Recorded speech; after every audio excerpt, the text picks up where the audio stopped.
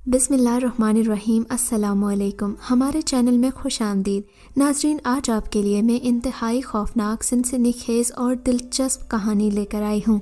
लेकिन कहानी शुरू करने से पहले आपसे गुजारिश है कि अगर आप हमारे चैनल पर नए हैं तो हमारे चैनल को ज़रूर सब्सक्राइब कीजिए ताकि आपको हमारी वीडियोस सबसे पहले मिलें। मेरा नाम साकिब है। मेरी वालिदा तकरीबन 3.5 साल से दिल के आर्ज़े का शिकार रहीं। इस मूज़ी मर्ज़ में तवील अरसा मुब्तला रहने के बाद उस वक्त इस दुनिया को जल्द ही खैराबाद कह गई जब मेरी उम्र सिर्फ 6 साल थी। मैं अपने अब्बा की इकलौती औलाद था, लेकिन मेरे अब्बा को अपने जीवन साथी का दावे मुफारिकत ज़्यादा देर तक बर्दाश्त न हुआ। वो मेरी माँ की जुदाई पर बेहद परेशान और गमगीन थे। जल्द ही वो मुझे अकेला छोड़कर इस दुनिया को खुदा हाफिज़ कहकर चले गए। मेरी विरासत और मेरी परवरिश मेरे सबसे छोटे चचा के ज़िम्मे थी। मेरे चचा एक ज़मींदार थे। उनके पास अच्छी खासी ज़मीनें थीं जो काफ़ी सरखेज़ थीं। वहाँ से वो हर साल मुख्तलिफ़ फसलों की काश्तकारी के ज़रिए अच्छा खासा गल्ला उगाते थे। इन्होंने काश्तकारी के लिए 2 तगड़े बैलों की जोड़ी के अलावा घर की बाकी ज़रूरियात को पूरा करने के पेश नज़र 2 भैंसें और कुछ बकरियां भी पाल रखी थीं। मेरे चाचा की ज़मीनें एक नशेबी इलाके में होने की वजह से एक नाले के करीब वाक़ थीं, जिनका पानी माल मवेशी के पीने के अलावा काश्तकारी के इस्तेमाल में भी लाते थे। उसके साथ साथ मेरे चचा ने पानी का रुख एक नाले के ज़रिए मोड़कर उसी नाले के गहरे मुकाम के साथ एक बहुत बड़ी पनचक्की भी लगा रखी थी, जहाँ से वो गंदम, मकई और दीगर मौसमी फसलों के दानों की पिसवाई का काम भी लेते। यहाँ से इनकी अच्छी खासी आमदन हो जाया करती और घर की रोज़ी रोटी चलाने में एक आसानी पैदा हो जाती। ये पनचक्की बहुत ही बड़े और कच्चे कमरे पर मुश्तमिल थी। इसका एक ही बड़ा दरवाज़ा था। चक्की बहते पानी के बहाव से खुद ब खुद चला करती थी। चक्की के पत्थरों के 2 बड़े बड़े पार्ट थे जो आटा पीसने का असल किरदार अदा करते थे। चचा हमें बताते हैं कि जिस दिन इन्होंने यहाँ चक्की लगाई थी वो सुबह सुबह का दिन था। अभी सूरज नहीं फूटा था। उन्हें जल्दी काम करने की आदत थी। सुबह सवेरे वो कमरे में अभी चीज़ों की सफाई ही कर रहे थे कि इन्हें कमरे के दरवाजे पर किसी की मौजूदगी का एहसास हुआ। इन्होंने नज़र उठाकर देखा तो नज़र का धोखा न था। वहाँ पर चंद उम्र रसीदा बुज़ुर्ग खड़े थे। इन बुज़ुर्गों के चेहरों पर अजीब किस्म का नूर था और शख्सियत बारोब थी। ये इस इलाके के ना लगते थे बल्कि अजनबी मालूम होते थे। मेरे चचा उम्र में छोटे थे, इसीलिए आगे बढ़कर बुज़ुर्गों को सलाम किया और एक तरफ बैठने का इशारा किया। बुज़ुर्गों ने हाथ उठाकर बैठने से मना कर दिया और इंतहाई महज़्ज़ब लहजे में बोले, अस्सलामु अलैकुम बरखुरदार, हम तुमसे कुछ बात करने आए हैं। चचा तो पहले ही घबराए हुए थे, फ़ौरन से उनके सामने बैठ गए। बुज़ुर्ग ने हाथ बांधकर पहले तमहीद बांधी और फिर चचा से कहने लगे, देखो बेटे, इंसान को अल्लाह ताला के बनाए हुए कवानीन को समझने की कोशिश करनी चाहिए। आबादियाँ इंसानों के लिए हैं, वीराने और बियाबां इंसानों के लिए नहीं हैं। ये अल्लाह की दूसरी मखलूक के लिए हैं। तुम इस इलाके को क्या देखते नहीं हो? इसके पीछे बने पहाड़, उनसे निकलते चश्मे और फिर ये वीरानी किस बात का पता देती है कि ये जगह इंसानों के लिए मौजू नहीं है? बेटे, मेरी नसीहत है कि तुम यहाँ से दूर चले जाओ, वरना नुकसान उठाओगे। इसमें तुम्हारा भी भला है और हमारा भी कि तुम यहाँ अपना कारोबार मत शुरू करो। ऐसा न हो कि लगा लगाया कारोबार तुम्हें यहाँ से उखाड़ना पड़े। बुज़ुर्ग ने बात की और ख़ामोश हो गए। चचा के जहन में यही बात आई कि ग़ालिबन करीबी कस्बे में वाक़े पान चक्की वाले ने इन्हें भेजा है ताकि चक्की का कारोबार यहाँ शुरू होने से उसकी कमाई कम ना हो जाए। चचा दिल ही दिल में उन बुज़ुर्गों पर हंसने लगे जो उन्हें गैर दानिस्तन बेवकूफ़ बनाने की कोशिश कर रहे थे। बहरहाल चचा ने शायद इसी बात को महसूस करके उन्हें एक मुबहिम सा जवाब दिया, देखिए बुज़ुर्गवार, आप भी अक्ल समझ वाले हैं। अल्लाह ताला ने इंसान के हिस्से में जितना रिस्क रखा है वो तो उसे मिलकर रहता है, फिर किसी दूसरे से हसद करने की कोई तुक नहीं बनती। ये बात तो आपको भी समझ जानी चाहिए।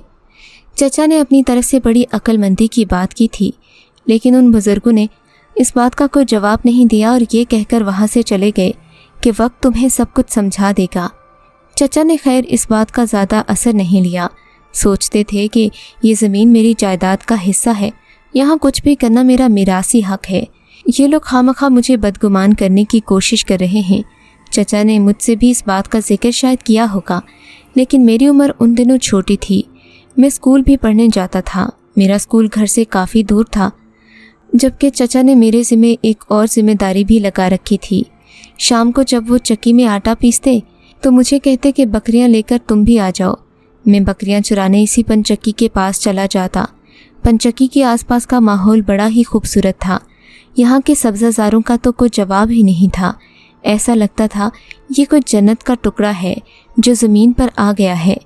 یہاں درختوں کے جھرمٹ میں واقع بہتے پانی کا شور چلتی ہوا کے ساتھ ملتا تو پتوں کی سرسراہٹ سے ایک عجیب سا شور پیدا ہوتا، یوں لگتا یہ کوئی تازہ اور قدرتی موسیقی ہے جو روح کو فرحت کا احساس دیتی ہے۔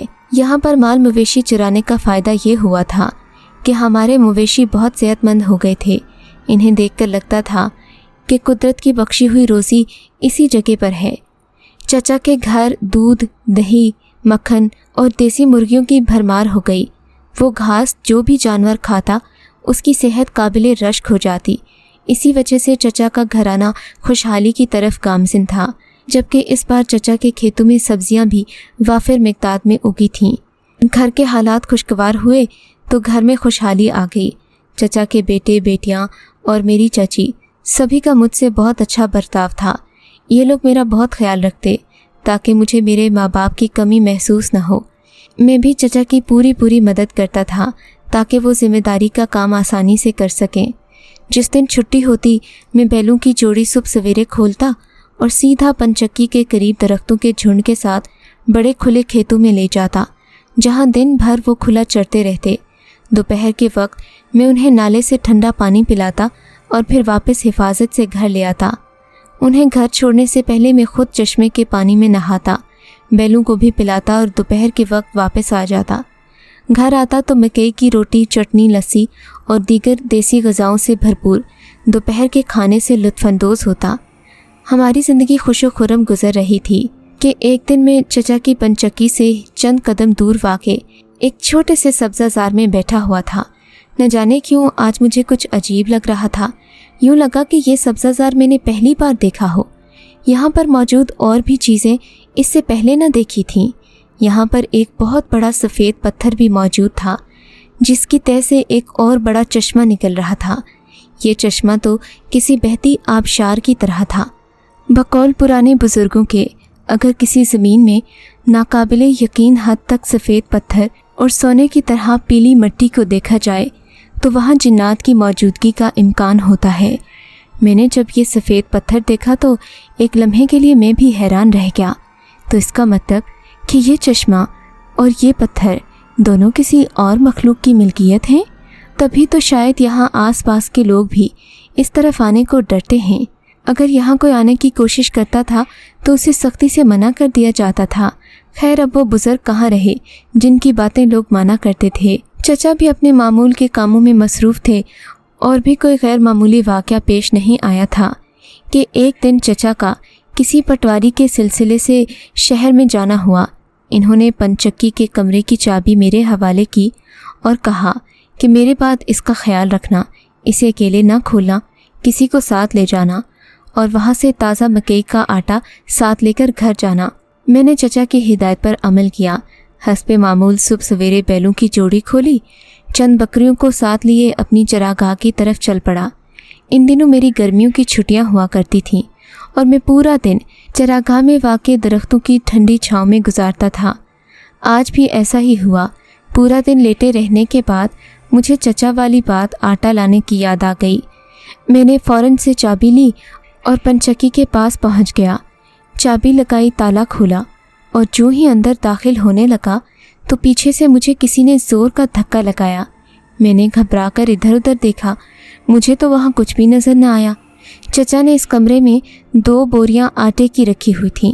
میں نے ایک بوری باہر نکالی تاکہ اسے گھر لے جا سکوں، لیکن پھر اگلے ہی لمحے میں نے دیکھا ایک سفید لباس میں ملبوس دیو قامت وجود ہلکے سے اس کمرے میں داخل ہوا۔ اس کا قد تو چھت تک لگتا تھا اور سب سے خوفزدہ کرنے والی بات اس کے بڑے بڑے پاؤں تھے اور ہتھوڑا نما ہاتھ، لمبے لمبے بوری کی طرح موٹے کپڑے، اس کی آنکھیں بڑی بڑی جن سے جیسے آگ کے شعلے نکل رہے ہوں۔ اس کے بال گھنے تھے جن سے پانی ٹپک رہا تھا، لگ رہا تھا ابھی ابھی چشمے سے نہا کر آیا ہو۔ اس کے ہاتھوں پر بھی کالے سیاہ اور لمبے بال تھے، آنکھوں کی پتلیاں عجیب سی اور ناک بھی لمبا سا، ہونٹ کالے اور تھوڑی کے نیچے لٹکے ہوئے تھے، منہ میں بہت بڑی زبان، اس کے کان اتنے بڑے کہ نیچے کی طرف لٹکے ہوئے تھے، گلے میں لوہے کی بڑی بڑی زنجیریں لٹک رہی تھیں۔ اس کا حلیہ دیکھ کر مجھے ایک دم بہت عجیب سا لگا۔ گاؤں میں عموماً اس طرح کا قد کاٹ کسی کا بھی نہیں تھا۔ پھر میں نے سمجھا آس پاس سے شاید کوئی مجھے بہروپیہ بن کر ڈرانے آیا ہے۔ چچا کے دشمن بھی تو بہت تھے۔ خیر میں ذرا بھی نہ گھبرایا۔ میں نے آٹے کی ایک بڑی بوری اٹھائی، اسے اپنے کاندھے پر رکھا اور دروازے کی طرف بڑھنے ہی لگا تھا کہ وہ کالا وجود میری طرف بڑھا۔ اس نے آٹے کی بوری مجھ سے چھینی، اپنے کاندھے پر رکھی اور پھر دروازے سے نکل کر اسی سفید پتھر کی طرف بڑھتا ہوا ہوا میں تیرتا گیا اور پتھر کے پاس جا کر غائب ہو گیا۔ یہ منظر دیکھ کر میں تو حیران رہ گیا۔ یہ منظر اس قدر خوفزدہ کر دینے والا تھا کہ میری تو جیسے سانس بند ہو گئی۔ میں آٹا کیا نکالتا، ڈر کے مارے میں نے فوراً دروازہ بند کیا اور کنڈی تالا لگا کر اسی شخص کے پیچھے گیا، جان تو سکوں کہ یہ ہے کون، یہاں کیسے رہتا ہے اور آٹے کا کیا کرتا ہے۔ لیکن ایک بار پھر میرے ذہن پر خوف طاری ہو گیا۔ میں نے سوچا مجھے سیدھا اپنے گھر چلنا چاہیے۔ اسی سلسلے میں میں بڑے چشمے کے پاس پہنچا تو دیکھا کہ وہی دیو نما آدمی ایک عورت کے ساتھ وہاں کھڑا ہے۔